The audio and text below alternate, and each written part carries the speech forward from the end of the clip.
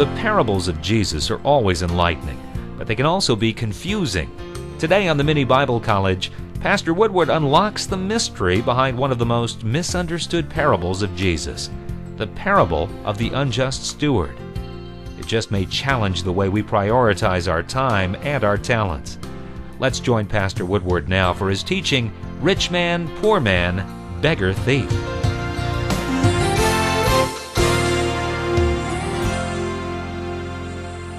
And he said unto his disciples, There was a certain rich man which had a steward, and the same was accused that he had wasted his goods. And he called him and said unto him, How is it that I hear this of thee? Give an account of thy stewardship, for thou mayest be no longer steward. Then the steward said within himself, What shall I do? For my Lord taketh away from me the stewardship. I cannot dig, to beg I am ashamed. I am resolved what to do, that when I am put out of the stewardship, they may receive me into their houses. So he called every one of his Lord's debtors unto him, and said unto the first, How much owest thou unto my Lord? And he said, 100 measures of oil. And he said unto him, Take thy bill, and sit down quickly, and write 50. Then said he to another, And how much owest thou? And he said, 100 measures of wheat. And he said unto him, Take thy bill, and write 80. And the Lord, that is the employer, commended the unjust steward, because he had done wisely, for the children of this world are in their generation wiser than the children of light. And I say unto you, make to yourselves friends of the mammon of unrighteousness, that when you fail, they may receive you into everlasting habitations. He that is faithful in that which is least is faithful also in much. And he that is unjust in the least is unjust also in much. If therefore you have not been faithful in the unrighteous mammon, who will commit to your trust the true riches? And if you have not been faithful in that which is another man's, who will give you that which is your own? No servant can serve two masters, for either he will hate the one and love the other, or else he will hold to the one and despise the other. You cannot serve God and mammon. And the Pharisees who were covetous heard all these things, and they derided him. In the 16th chapter of Luke, we have two parables of Jesus about rich men. And both of these parables should be seen in the context of the manifesto that we have been considering in our first two sessions in our approach to the Gospel of Luke. According to Luke, Jesus began his ministry with a manifesto, and that manifesto outlined for us his mission, his ministry. His mission and his ministry, according to his manifesto, was to proclaim his message, his gospel, in such a way that those who were spiritually poor, in the sense that they were blind, bound, and broken and bruised, would see, be set free, and be healed. In the Gospel of Luke, we have seen that Jesus proclaims this manifesto in Luke 4. He proves it in Luke 5. He practices it all the way through the Gospel of Luke. And we see in the Gospel of Luke that Jesus is constantly turning to people and extending this challenge to them. Will you become partners with me in the implementation of this manifesto? We see this as he recruits the apostles like Peter and challenges them to catch men rather than fish. And we saw it in our last session in Luke 15 in the parable of the lost things, where Jesus said to that outer circle who were unhappy about the fact that lost people were being saved, will you not come in and participate with me in what's going on in this inner circle where the lost are being saved? Some of these people, Jesus said, are like lost sheep, some are lost coins, some are prodigal sons. But he's appealing in Luke 15 to the elder brother, we saw, and saying to the elder brother, who is the religious establishment, all heaven's rejoicing when the lost are saved. Why aren't you rejoicing when the lost are saved? And why are you like that elder brother who's angry and will not come in and participate with me in what's going on in this inner circle?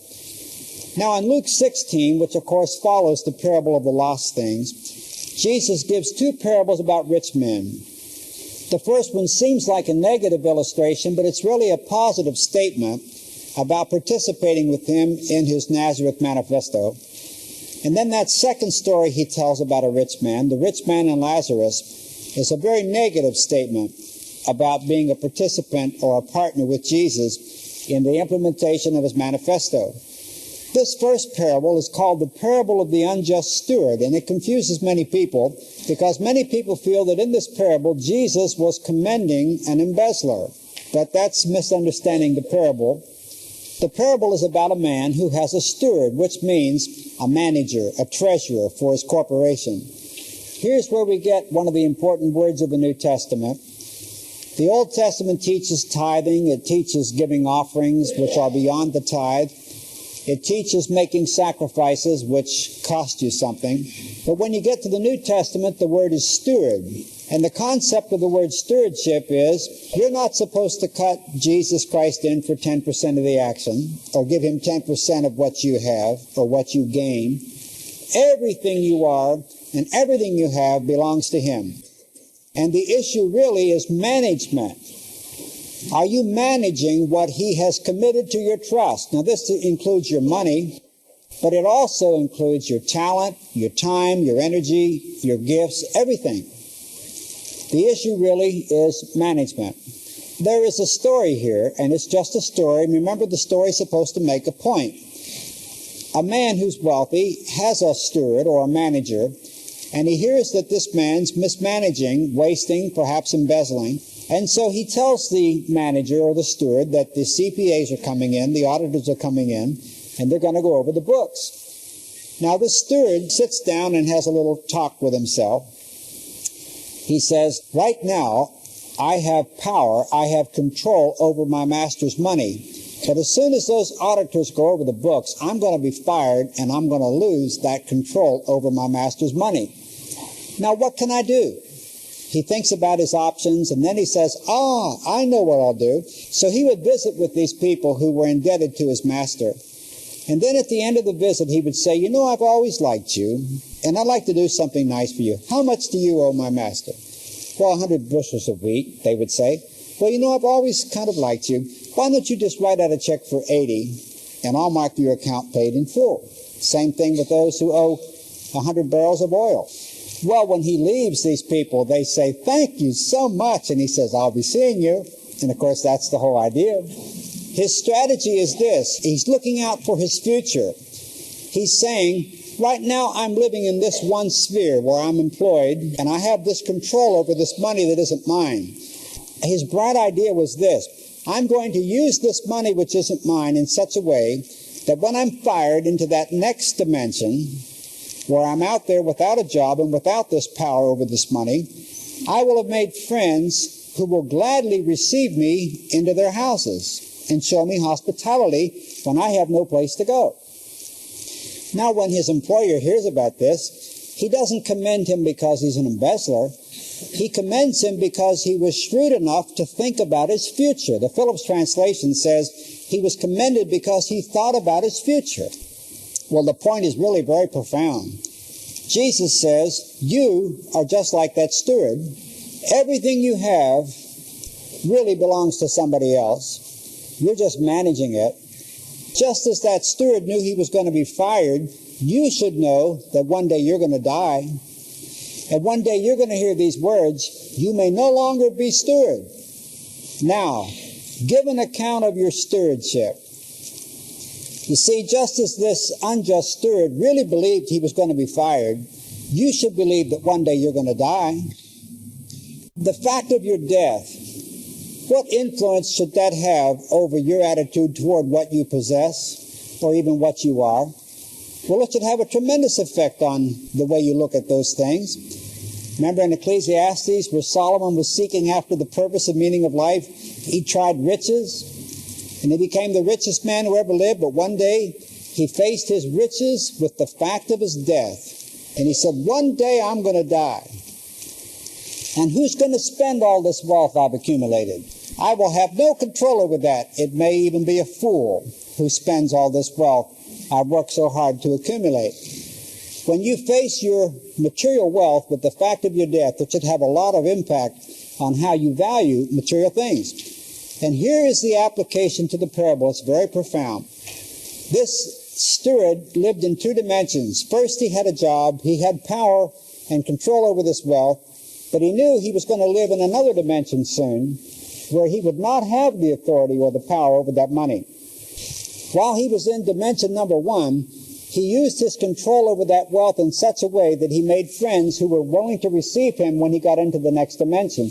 Now, the application Jesus makes is this. You're living in this dimension now. You have life, and you have a certain amount of wealth. You have gifts, talents, energy, health. Now, you are the steward of all those things. You're managing all those things. They belong to God, but you're managing them. Just as the steward was fired, you're going to die.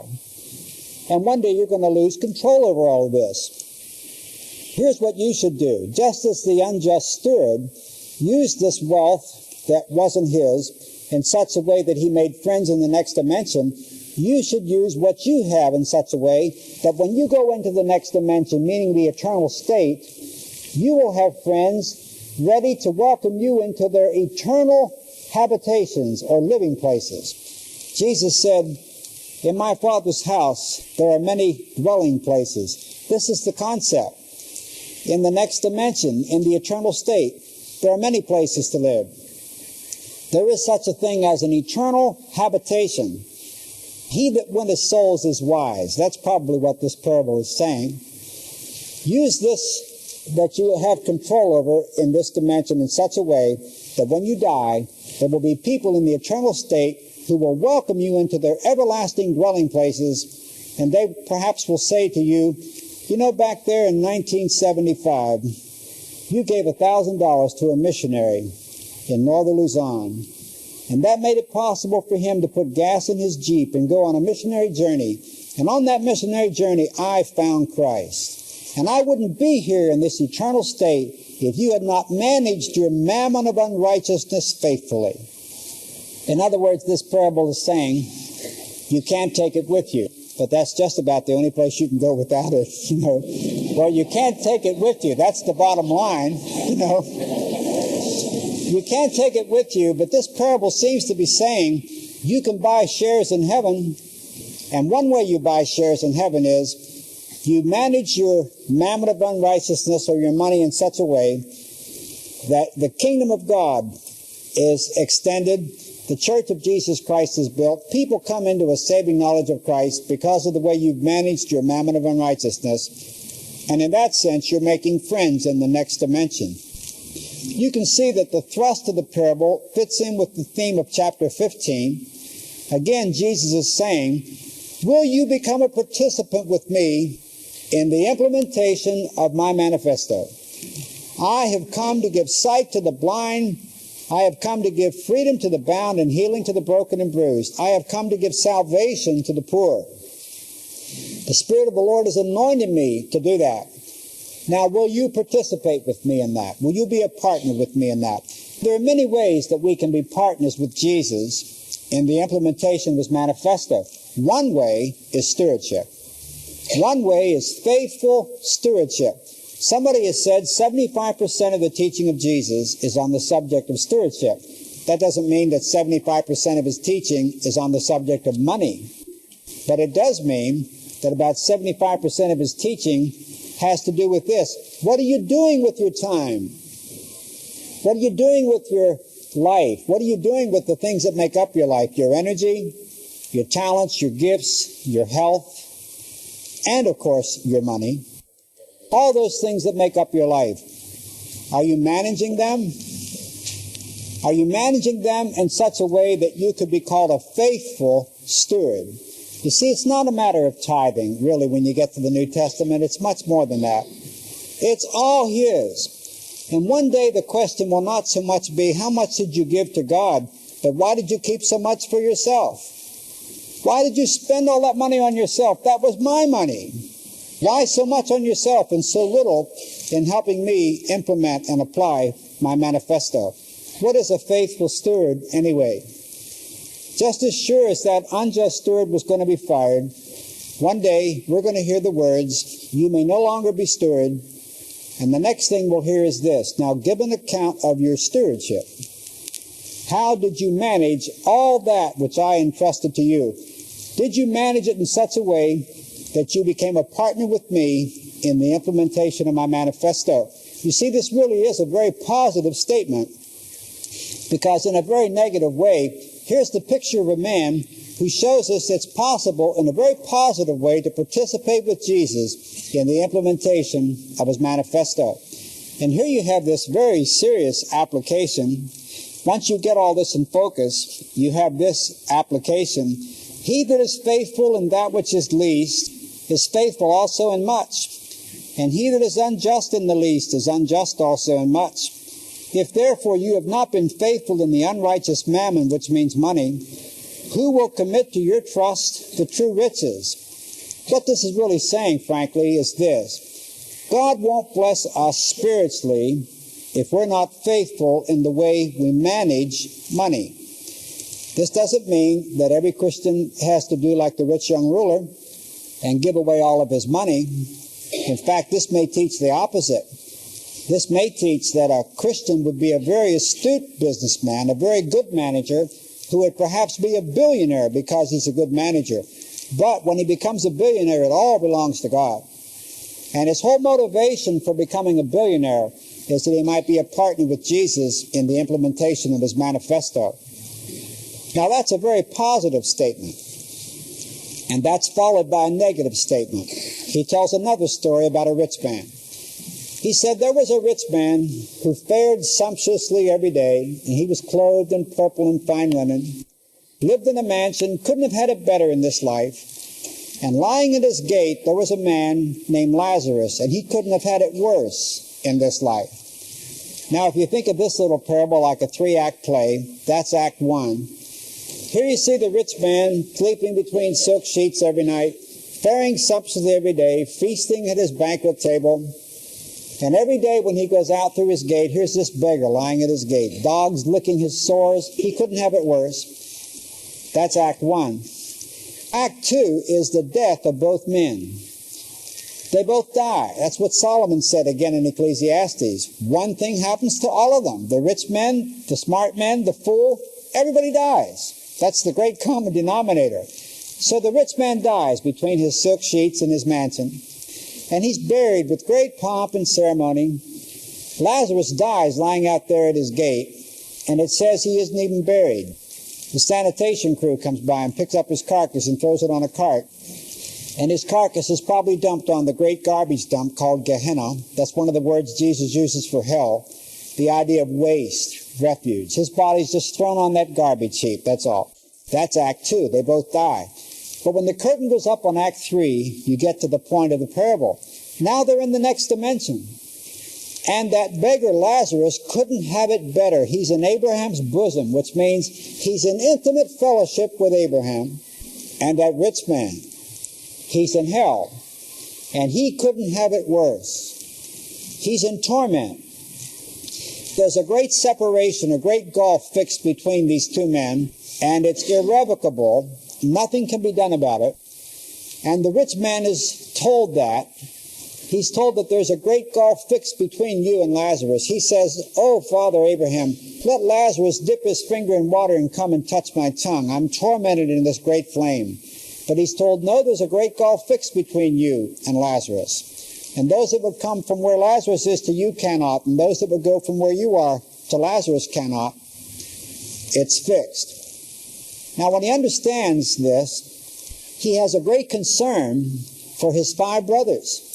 And he says, "Oh, Father Abraham, let Lazarus be raised from the dead and go tell my 5 brothers so that they won't come to this place of torment." And here's where you get a great compliment for the Old Testament, for the law and the prophets. The word comes back to the rich man, well, they have Moses and the prophets, let them read them. And he says, oh, but if somebody were raised from the dead, they'd believe. And the word is, if they won't believe Moses and the prophets, they wouldn't believe somebody who was raised from the dead, like Lazarus. Well, this parable is a very forceful, awesome parable. I think some of the most awesome words that are spoken to this rich man in Act 3 are these words, "Son, remember your lifetime." Now, whatever the eternal state is going to be, and this is one of the most awesome pictures of the eternal state, This is where we get the concept of hellfire and of eternal damnation, eternal retribution, eternal torment. Perhaps one of the worst things about this is that he has a memory, and he's got a whole eternity to remember his lifetime. His lifetime of 50 or 60 or 70 years. What did he do with his lifetime? You see, this follows in sequence the parable of the unjust steward. God gives each of us life, and we are managers of that life. Not just our money, that may be the least of it. Our life, our time, our energy, our gifts, our talents, our health. The issue is, what did you do with your lifetime? You had a whole lifetime on earth. What did you do with it? Remember your lifetime. Remember that for 1 billion years. Just think about that. All during your lifetime, you couldn't have had it better. Lazarus couldn't have had it worse. And you cared nothing about Lazarus and all the problems that he had. You see, this is the great negative illustration. The parable of the unjust steward says, again, will you become a participant with me in the implementation and the application of my manifesto by faithfully managing your life and everything that's entrusted to you? Now, this parable of the rich man and Lazarus, this is the awesome illustration of the man who would not participate with Jesus in the Nazareth manifesto. He absolutely cared nothing at all about the Lazarus lying at his gate. Well, the application, I believe, is primarily social. I believe people fixate here upon the details about the eternal state, and this is where we get the hellfire and brimstone preaching. I believe the challenge of this great teaching, again, is this. Will you become a participant with Jesus in the implementation and the application of his Nazareth manifesto? Will you participate with him in giving sight to the blind, freedom to the bound, and healing to the broken and bruised people of this world? Notice in the Gospel of Luke how many, many times and in how many places Jesus is doing this. He's challenging us to become partners with him in the implementation of his manifesto. In Luke chapter 10, Luke is the only one, as a physician, who gives us the parable of the Good Samaritan. He says that a man is mugged and he's left in a ditch. He's wounded, bleeding, he's been robbed. And people come by and see him in that ditch. First a priest and a Levite come by, and they look at this man in the ditch and they say, you really got a problem there, bleeding to death and everything. But see, I got a problem too. I'm late for church, and I'm all scrubbed up for my devotions, and if I touch you, I have to go back and wash up again, and I'm just not going to get involved. And they pass by. But a Samaritan comes, and he sees the man in the ditch, bleeding to death. And he bandages the wounds after pouring in oil and wine, puts him on his animal, takes him to an inn, and he says to the innkeeper, he gives him money and says, here, if you need more, when I come back again, I'll pay it. That parable of Jesus, called the parable of the Good Samaritan, somebody has said, teaches 3 philosophies of life. The first philosophy of life is pictured by the thieves. Their philosophy is, what's mine is mine, and what's yours will be mine, just as soon as I can take it. There are many people in the world with that philosophy of life. That's why we have police. That's why we have a military presence. John Kennedy said, you can't negotiate with people whose attitude at the negotiating table is, what's mine is mine, and what's yours is negotiable. Well, the priest and the Levite, the religious people in that story in Luke 10, they picture this philosophy of life. What's mine is mine, what's yours is yours. I have my blessings, you have your blessings. I have my problems, you have your problems. You really do have a problem there, bleeding to death and all. Mine is mine, yours is yours. Now the Samaritan, and this is the point to the parable, the Samaritan, Jesus said, he had this philosophy of life. What's yours is yours, and what's mine is yours anytime you need it. Now that won't make you rich, but that's the philosophy of Jesus about the Lazarus lying at your gate, about a world that's hungry and a world that's hurting. That's 3 different philosophies of life. And as you understand the philosophy of life Jesus was teaching from the parable of the Good Samaritan, again you see him extending an invitation, saying to us, look, I have a manifesto, I have a mission, I have a ministry. The Spirit of God has anointed me to perform that ministry. And I want people to become partners with me. in the implementation and the application of that ministry. Will you become a partner with me in the implementation of my manifesto, my mission, my ministry? I believe that's the great challenge that this beloved physician, Luke, presents to us in the way that he presents the Christ to us in the Gospel of Luke. Luke was a physician. He was a man with a social conscience. He was a man who saw human need in medical terms, in physical terms. He presents to us the humanity of Christ, the human touch, as he presents Christ to us. And primarily, he presents to us the mission and the ministry of the Messiah in that context.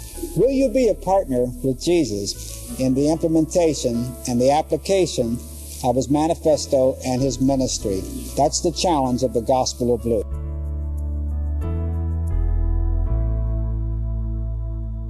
You know, something Dick said today really challenged me.